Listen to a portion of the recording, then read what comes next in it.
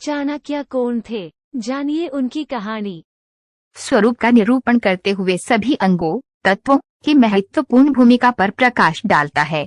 यद्यपि ये सिद्धांत राज्य की आधुनिक परिभाषा से मेल नहीं खाता, किंतु कौटिल्य के राज्य में आधुनिक राज्य के चारों तत्व विद्यमान हैं। जनपद भूमि व जनसंख्या है, अमात्य सरकार का भाव है तथा स्वामी राजा संप्रभुता का प्रतीक है। कोश का महत्व राज्य प्रबंध, विकास व संवर्धन में है तथा सेना आंतरिक शांति व्यवस्था तथा बाहरी सुरक्षा के लिए आवश्यक है।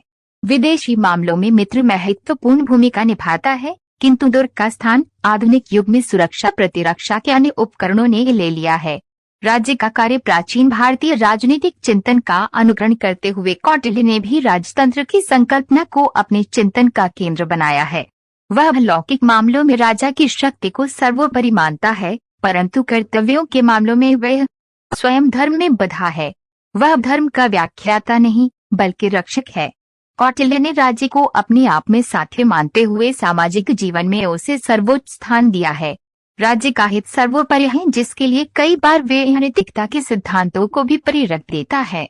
कौटिल्य के अनुसार राज्य का उद्देश्य केवल शांति व्यवस्था तथा सुरक्षा स्थापित करना नहीं, वरन व्यक्ति के सर्वोच्च विकास में योगदान देना है। कौटिल्य के अनुसार राज्य के कार्य हैं सुरक्षा संबंधी कार्य, बाह्य शत्रुओं तथा आक्रमणकारियों से राज्य को सुरक्षित रखना, आंतरिक व्यवस्था, न्याय की रक्षा तथा दैवी प्राकृतिक आपदाओं, विपत्तियों, बाढ़, भूकंप, दुर्भिक्ष, आग, महामारी, घातक जंतुओं से प्रजा की रक्षा राजा के कार्य हैं।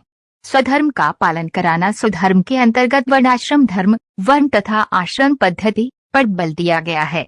यद्यपि कौटिल्य मनु की तरह धर्म को सर्वोपरि मानकर राज्य को धर्म के अधीन नहीं करता, किंतु प्रजा द्वारा धर्म का पालन न किए जाने पर राजा धर्म का संरक्षण करता है। सामाजिक दायित्व, राजा का कर्तव्य सर्वसाधारण के लिए सामाजिक न्याय की स्थापना करना है। सामाजिक व्यवस्था का समुचित संचालन तभी संभव है जबकि पिता पुत्र, पति पत्नी, गुरु शिष्य आदि अपने दायित्वों का निर्वाह करें। विवाह विच्छेद की स्थिति में वह स्त्री पुरुष के समान अधिकारों पर बल देता है।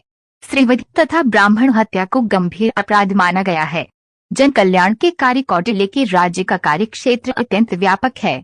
वह राज्य को मानव के बहुमुखी विकास का दायित्व सौंपकर उसे आधुनिक युग का कल्याणकारी राज्य बना देता है।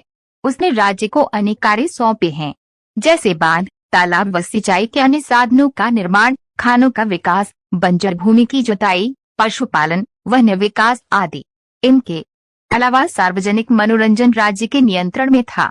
अनाथों, निर्धनों, अपंगों की सहायता, स्त्री सम्मान की रक्षा, पुनर्वाह की व्यवस्था आदि भी राज्य के दायित्व थे।